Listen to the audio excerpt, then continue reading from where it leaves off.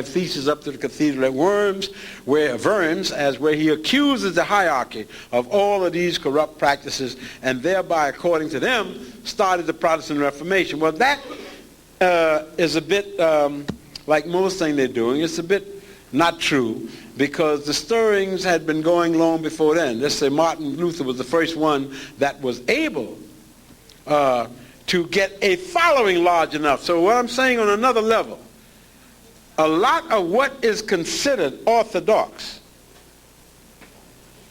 don't have a damn thing to do with whether your Bible is more accurate than my Bible.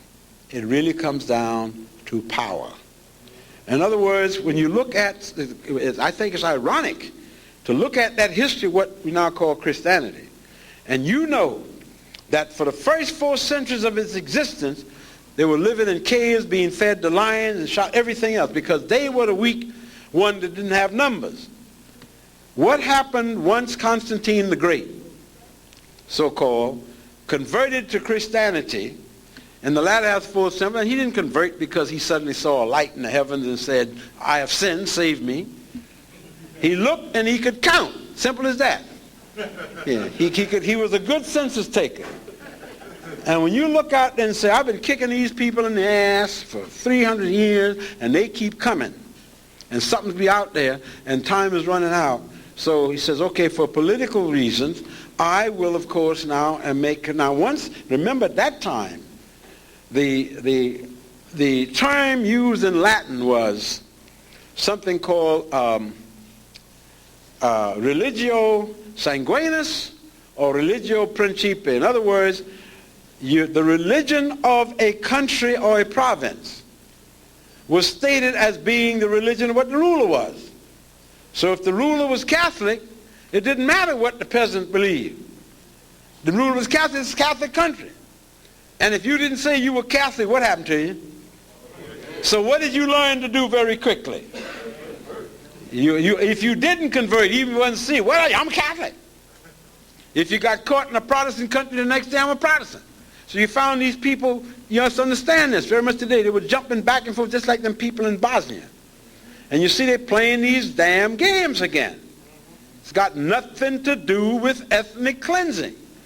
All of them people is living there are Slavs. The issue ain't ethnicity. They all belong to the same ethnic group. What then is the issue? Religion. The Croats are Russian Orthodox. The Serbs are Roman Catholics. The Bosnians and the Herzegovinians are Muslim, which is a no-no in Europe given their history of the last 500. They've been Muslim 500 all over Albania. You know this. Romania, Albania, Bulgaria. Bulgaria has just decreed that 150,000 ethnic Turks who have been in Bulgaria since 500 years, since the 15th century with the Muslim March, don't speak a word of Turkish, ain't never been to Turkey. Don't know nobody in Turkey, ain't got no family there. The Bulgar says, get the hell out. Go back where you came from. But I came, no, you didn't come down the road. But I don't speak Turkish. Hey, ain't my problem. No. You're a Turk. You came here kicking butt and taking names. It's taken me 500 years, and you got to go. I don't see Clinton them getting up ready to go fight war, because the issue is the Muslims are no-no. They belong to that group of people that's been now designated as demons, or the designated villain. Domestically, we are the designated villains. That is why, as I said to you before, there's a parallel between the treatment of us and Dr. Jeffries and our scholars, just as with Saddam Hussein and Muammar Gaddafi. Do not mistake it. And what is happening in Somalia. Nobody asked them in Somalia. They just jumped in and started kicking butt. But these are white folks. When you see blonde and blue-eyed Muslims, that blows these folks' mind. So they have to sit back and look at this. But the interesting thing is, while they're calling you and me violent, they're saying we're going to drop some bombs. Non-violently, of course. Yeah, you know. So when you look at these parallels, you see these same things going on here. The next step in this phase then, the Douay Bible, then we come to the period where finally King James comes up with this, tells his scholars to sit down and come up with a Bible he can live with. The first two versions, as I told you before, he didn't find satisfactory because he considered himself an expert on theology. On what basis, we don't know. Of course, divine right of kings, of course. And he told him, you come back the next time, you better have a Bible I can live with. Otherwise, your head's going to be going. So in 1611, they came up with this quote-unquote version he could live, the authorized King James Version, who did not write it and couldn't even read it. But the important thing, so now what do you think? What is this Bible then? It is a mishmash of many other Bibles that had gone before, plus new interpretations of things. Therefore, and it's been revised according to my sense. Let me just give you an example. There's a translation of the New Testament, which is now current in the United States, used by Roman Catholics. That's the Douay. The Authorized Version, or King James Bible, published in 1611, and its revisions. The Revised Version in English, 1885. American Standard Revised Version, otherwise called the American Standard, completed in 1901. They are the chief translations in the Protestant use. The Revised Standard Version of the New Testament only. A revision of the American Revised Version appeared in 1946. Right? Certain books or parts of books which are in the Vulgate, but which are omitted from the Protestant version of the Old Testament because they're not found in the Hebrew sections. So the revisions keep going on. Now those, and they run to 20 books, we call those books the Apocrypha. And that means hidden, a Greek meaning hidden, meaning there wasn't nothing hidden about it. At one time, they were in various editions of these Bibles. A new political power comes in and says, I don't want that. That doesn't fit with me. This is controversial. Out it goes. Now, most of the people that they were using this thing to control could not read any of them. Who then was the final authority in interpreting to the mass of people what was orthodoxy? Who took that job? The priest. Therefore, the priesthood had to politically and culturally be in cahoots with the powers that be. Therefore, you be deaf, dumb, blind, and stupid to assume that any church hierarchy is going to desert the power structure to come along with the peasants. If there's enough pressure, they'll go a certain distance, but not that far. Because now when you go right back and you find out very quickly, at the beginning, when the first Vulgate was written, it's put together. When Constantine decided to adopt Christianity officially, and I ask you, today is December 31st, and everybody in this room are pagans. January 1st, New Year's Day tomorrow, I announce as the emperor, everybody here is Christian now. Has your beliefs changed? No. No, the only thing that's going to change is your behavior. Huh? Very quickly. Because you say, oh shit. Here we go again. Now here comes the king's minions going around reading decrees. Everybody had better be a Christian by midnight tonight. Or else. And you can hear the roar of the lions. And the man comes around and knocks. Any pagans in here? No, sir. Ain't nobody here but us Christians. But they were willing to make certain concessions. realizing people being what they are, you can't change the ritual overnight. So they included a whole lot of the pagan gods into the church. And they became saints. Yeah, just snap your finger. You can do that when you got power. Right? So when you follow this, when you talk about the Bible, you have to understand, you ask, how could Christianity as, if you will, as a movement, it existed for over 300 years with no written guidebook at all. How did the faithful then watch it? They took again from the leadership of the church. And that brings us to what I promised my friend to look at the greatest, in my view, the greatest propagandist of them all. Paul of Tarsus, who on the road to Damascus, according to him, and we have to take his word because there was no other witnesses so far as I know, the cloud, this clap came out, kaboom, bam, and he fell down and he says, I hear you, boss.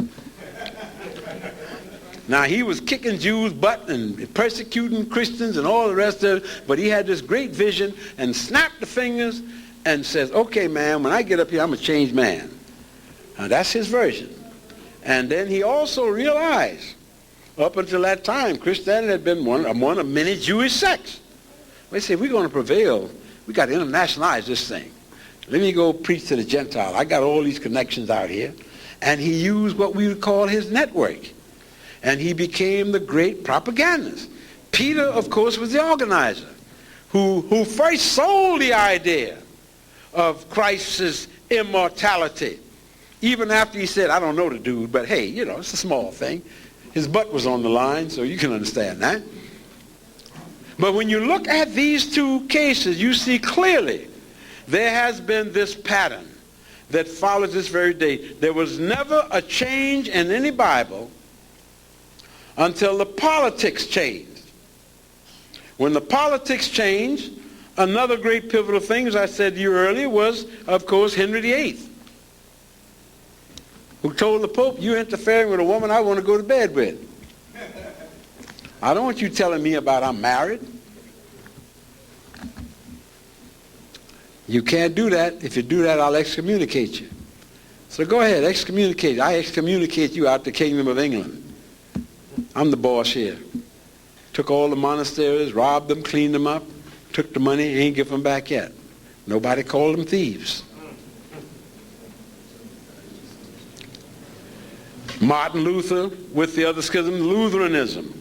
All of these isms. So when you look at this, and summation, because we want to show the other thing for you,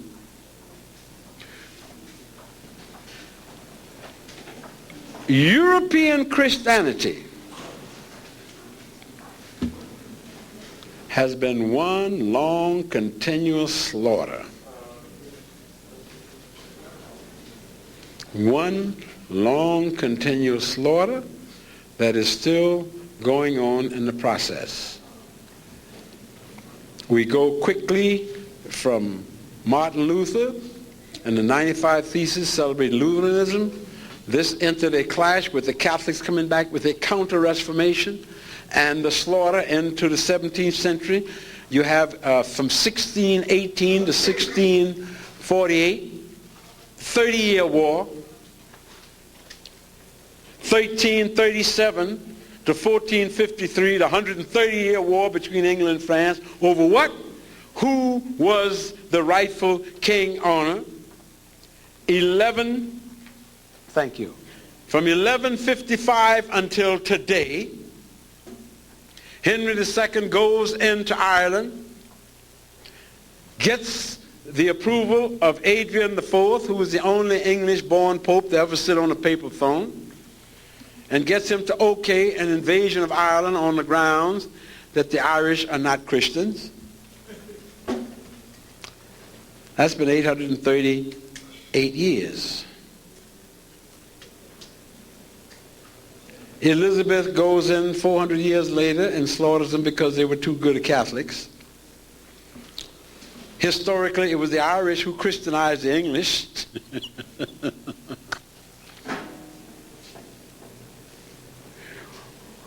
When we move, the next thing we see, about the middle of the 15th century, here comes Jean Calvin, or Chauvin, who comes in the 17th century Inquisition, which I've touched on here at another level, of burning people up for their own good, for their souls. And at every stage,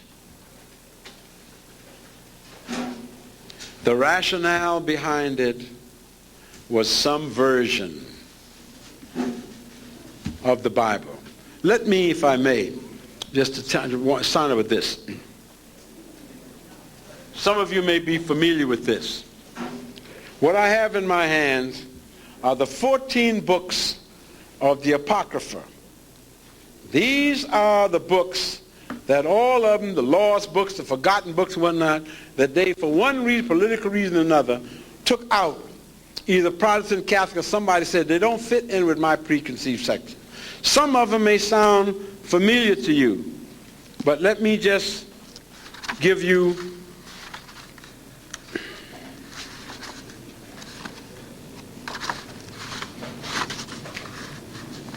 okay?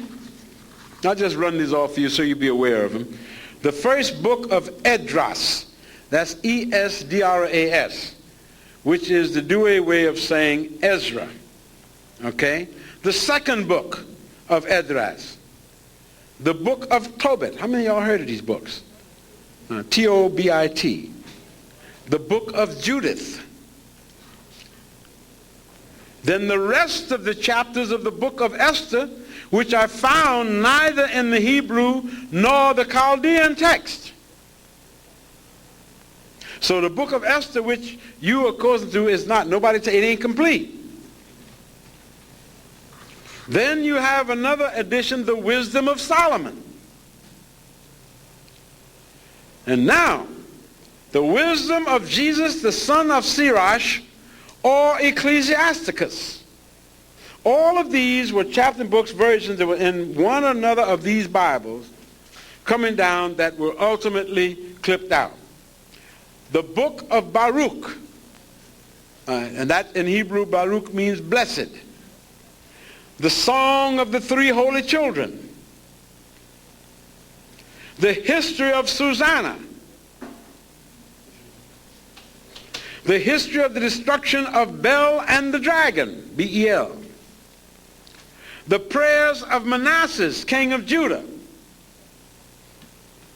The first book of the Maccabees.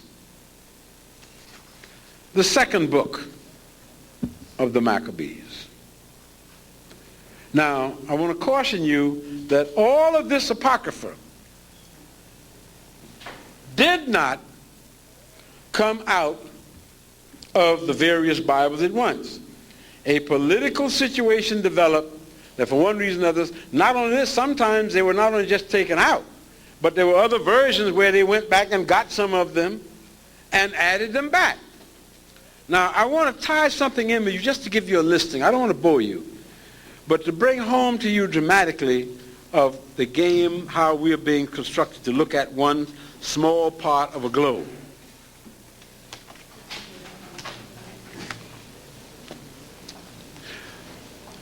World religions, from ancient history to the present, while all of this was going on, which people are focusing on in terms of the European world, let's just give a quick listing of some of the beliefs that this world of ours are still today part of. Some you are familiar with, but we tend to be only familiar with those religions which belong to a large group of people.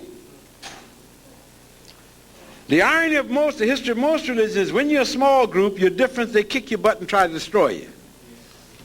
You get to be a little larger, they accommodate to live with you. You get big enough, you take over the system. In this country, we've had the question, as you know, with them, the Puritans, who of course were the Calvinists, and then Congregationalists, as they say now, as outsiders and persecuted. The wars, the religious wars in England between the Cavaliers and the Roundheads. The Cavaliers, all the Catholic regularly wore long hair. It's important, one time we need to do something on the history of hairstyles, or the role of hairstyles in history. The Protestants or the Puritans wore shaved heads, so they call them roundheads. Now, these are wars between Christian sects. Then came the Quakers, the Moravians, who we know here as the Pennsylvania Dutch. All right? The Mormons, who went on and took over 3 states. Once they got 3 states, they can marry how many times ever they want to. All right? And they are one of the most powerful political forces in the West. They still practicing polygamy. But guess what? Nobody sees it anymore, because you can't mess with them now because they're big enough. That brings me to one other thing that I must touch on here, but just let me pass this. Here we've got prehistoric religion, tribal religions in Asia, early Australia, traditional African religion, Aztecs, Mayas, Andean, North European Iron Age, Mesopotamia, ancient Egypt, ancient Greece, ancient Rome, ancient Iran, Hinduism, Jainism, Sikhism, Buddhism, Japan, Shintoism, Judaism, Christianity, Islam. All of these are just some of the reasons, and these are religions that are still active in large parts of the world today. You don't hear of them. So that brings us into the last thing, what I want to tie up with you, this whole business about cults. What is a cult? Yeah, what I just defined for you about when you're a small group and nobody, and you're a cult. When you get big enough to actually have some power, you become a legitimate branch of some sect, whatever the hell it is. So the game of them people that they burned, and they didn't commit no suicide. I put my head on the block for that. Yeah, they burned them, and they intended to burn them because that's what these folks do. But you better believe the only reason that they were called cults was because they were small and had another thing. The other part about that is they claim alcohol tax, firearms claim, what I call brown skin service. This is a pause for dramatic effect. Y'all can breathe. They claim that they had observed this cult over a period of 2 years buying illegal arms. You've seen that. Guns and all the other stuff. And they had finally decided after 2 years it was time to move it on them. My question is this. How many of y'all in this room believe that the alcohol and tax and firearm people would observe a cult of your folks and my folks, obtaining, by whichever means, a so-called illegal arm, machine gun and stuff, and make notes of this for 2 years before they move in on us? And then waiting 51 days. After killing. And that's right. Not only that, I got a thought. No, we don't know they killed him. That's what they say. All right. Remember, us of all people should never take. Remember Fred Hampton, the Panthers, where they claim that they killed these. Remember, they killed these young men in their beds and claimed, say, see, these are the holes where they shot at us. And some black reporter went and says, these are nail holes. All the bullets showed that all the bullets came from outside of the apartment, inside the apartment. How many people went to jail for that? How many people went to jail for bombing a move in Philadelphia? What about Tulsa in 1921? Or what about the Tuskegee syphilis experiment? My case closed. So when you look at this, and you tie all these things together, we need to beware. Because a lot of things came out of this, and we're all urban people, living urban people here. As my grandma said, God don't like ugly and don't care too much about pretty. A lot of things people do, and they think they've been doing this. I've been mentioning my lectures for the last 15 years, pulling people coat, and maybe you all in here know this, that all the armories in all the cities that I know that have large African populations have long since been storing tanks and half-tracks and other weapons and training for what they consider, we've talked about, as anti-guerrilla warfare. All for Mosetta. I've had people look at me like I'm stupid. I'm going to ask y'all one thing, because I know y'all smart and y'all know more than me.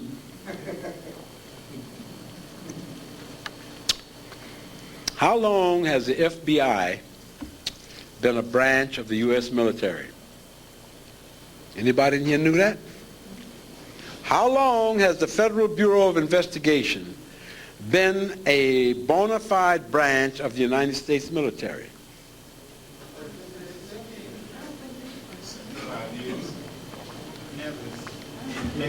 Say that again. What is the FBI? It is a civilian, working from the Attorney General's office. Its job is to investigate. It is a civilian organization, federal organization, just as alcohol tax, IRS, etc. Is that right? Does any of its functions involve military operations? Then what the hell were they doing with a tank? Now you notice the media ain't said a damn word about this question. What the hell were they doing with a tank? Can anybody give me a logical answer to that? They borrowed it. No. No. Hey. It's the Bill of Rights. They ain't supposed to do that. That's all right. That's the same problem as Jeffries having now. Borrowed it to do what? What is their function? How does the chain of command go, y'all? Let's take Little Rock as an example. Well, most of y'all don't remember Little Rock, but take my word for it.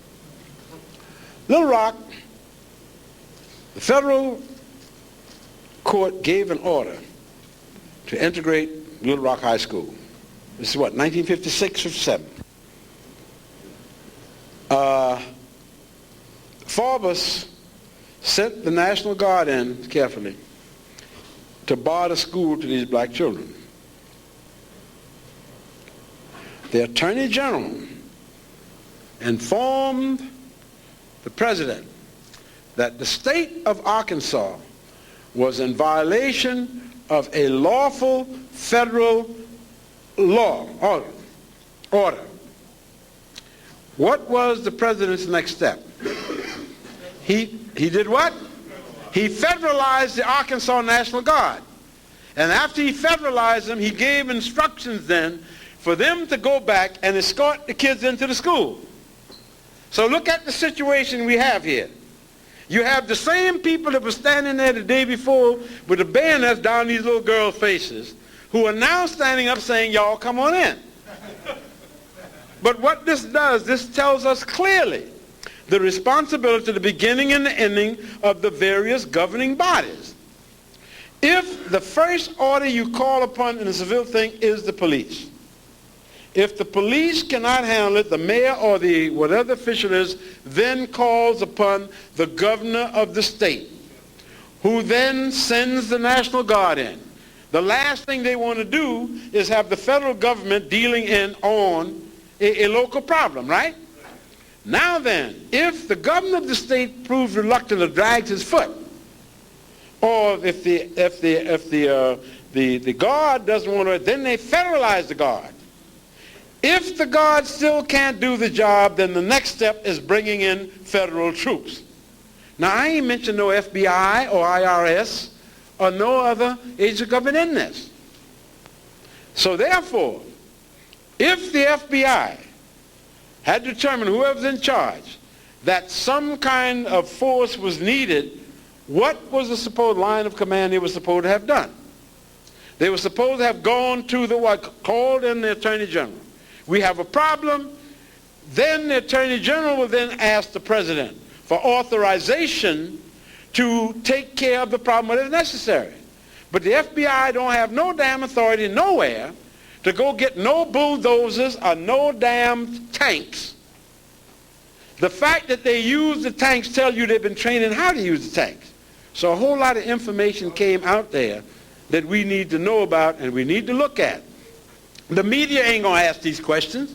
These should be the first questions you should have been asked. But immediately they covered up. They couldn't even get the lie straight about who ordered it. Reno said, it was my order.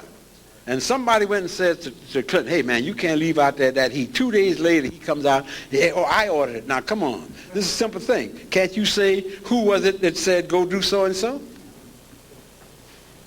But in the meantime, the people are dead. What's the rationale?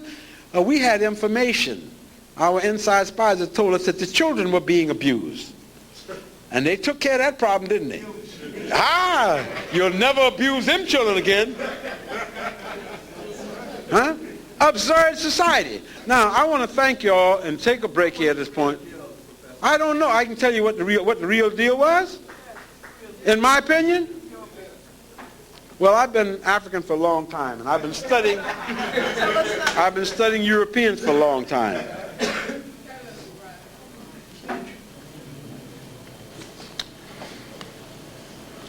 WASP, European folks are folks that's always on short sleeve, on a short fuse. They have very short patience, and they got big egos. And from the time when those 4 agents got shot, anybody know? I say, hey, eventually they're going to kill those people. If you know anything about the culture, you've been coming to these lectures, and y'all don't understand that. In other words, it was just a matter of when. And that's why one of the first words out of their mouth, listen, I grew up in the rural South. I wish you all had grown up 10, because the one thing you learn there, the old people taught you about about white folks and crackers and their behavior. Unfortunately, you all are sophisticated city people and you don't know. But just to share a couple of things parenthetically. You see, my uncle them say that if you standing up talking to a white man and he reaches down and starts scratching his balls, the first thing you do, if you got something cold cocking with it, knock hell out of him. If you ain't got nothing, run. Because there's something psychological about these people. Before they're getting ready to go to war, do battle, they always reach to see if their manhood is in place. At least the southern branch. I'm not being vulgar. I'm just saying. So it's like all of a sudden I got to know that this is in place because I'm getting ready to do battle. And he ain't going to say nothing to you. Or you might be saying, oh, that's all right. Why? Bam! Right? The other thing my uncle used to say, whenever you see a cracker digging in his ass, he's lying.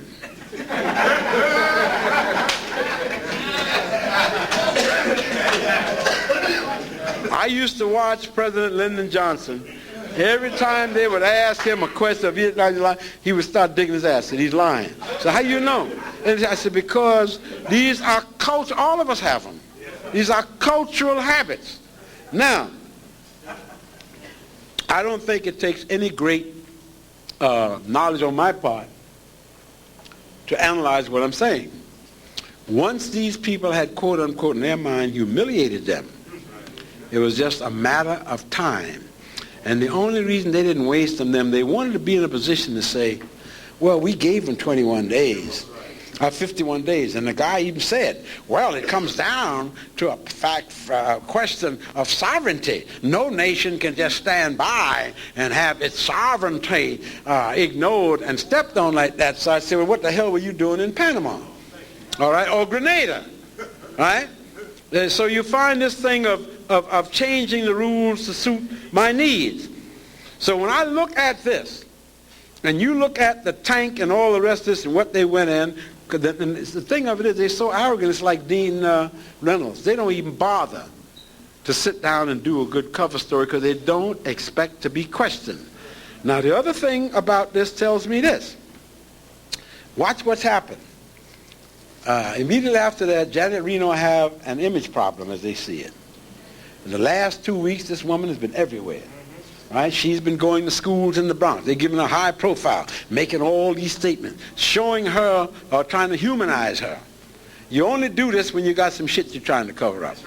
Right? So when I see this, and I know the hypocrisy that these people deal in, see, when I say, when all you got to do and watch a court send you and hang you like and never say a word, you don't play these people. And y'all don't need to even ask me that.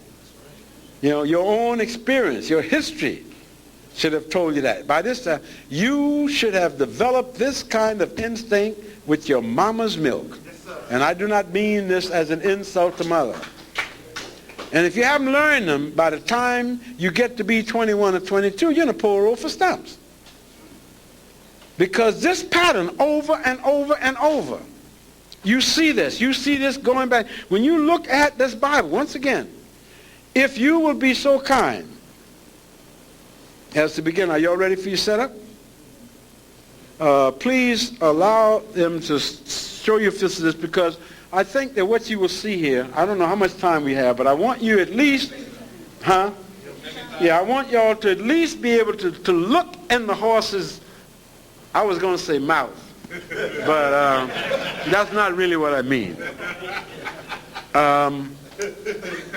What you want to do first? You're going to do Jeff, or you're going to do Reynolds first to do so.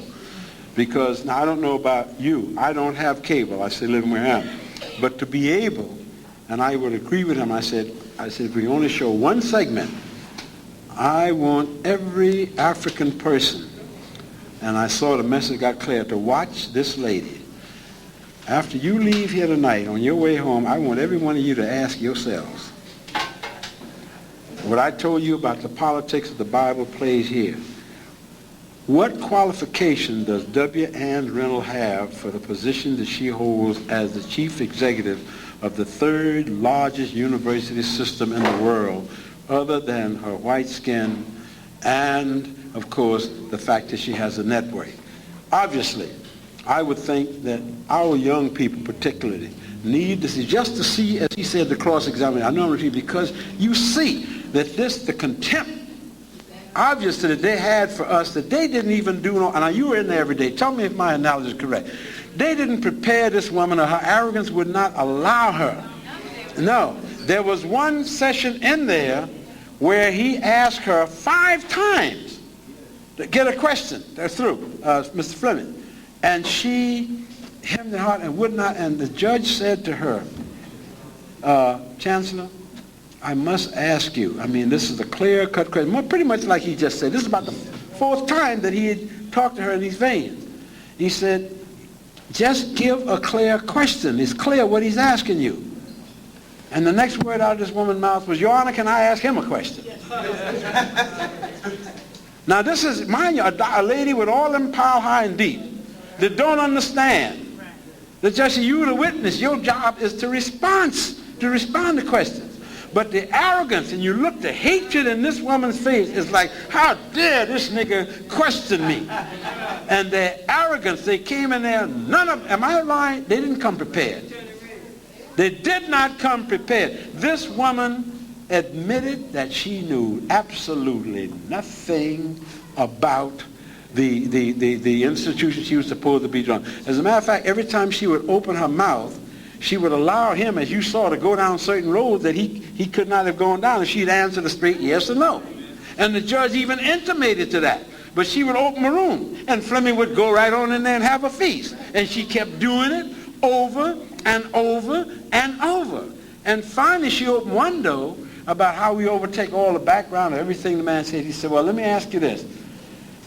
Did the fact that you got a secret raise when you were the chancellor of the University of California, you got a secret raise, did that affect the evaluation of the trustees when they considered you for this job here? Now, she couldn't say a damn word, because who opened the can of worms? She did. But if she hadn't gone down that road, he could not have asked the question. So now they're looking and seeing that not only that you are chicanery, because you're wheeling and dealing underneath the whole thing. All of it came through. So we will in future, one thing that I would like to bring to you the next time to share with you, I don't know if you've seen it, there's a documentary which was shown first in 1985, Memory of the Death Camps. And this was the one in which they documented, for the only place I've ever seen, the fact that 155,000 African people were slaughtered in them concentration camps. And I had, when it was first broadcast in 85, I had taped it, but moving around, I couldn't find the tape. And every time, or many times when I would lecture and tie this in, everybody would want to know where the nail holes was. And I couldn't find the tape. As luck would have it, about 2 or 3 weeks ago, they rebroadcast this tape again. And so I was able to tape it. And I would like, on the next time I come, with the permission of people here, to set aside 1 hour, which is what that tape runs, because I believe it is a very important part of our history. First of all, we need to understand clearly the nature of the enemy. You see how this lady, that distancing game. Because when these folks try to distance themselves from Hitler, you're supposed to forget that Hitler, that England, the English, the French, and the Germans are all same family. They're all, that's correct. They're all, the Anglo-Saxons are just a branch of the Teuton family. So when you look at this business of who put who in the gas chambers, there's no way to separate them or their history.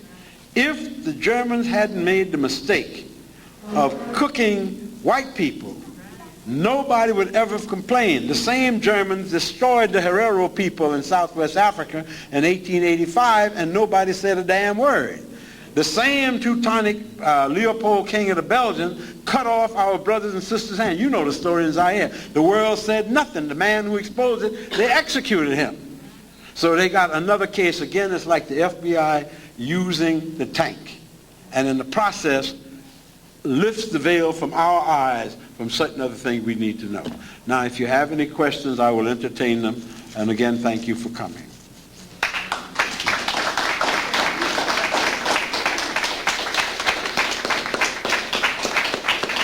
Where's my dinner, Haynes?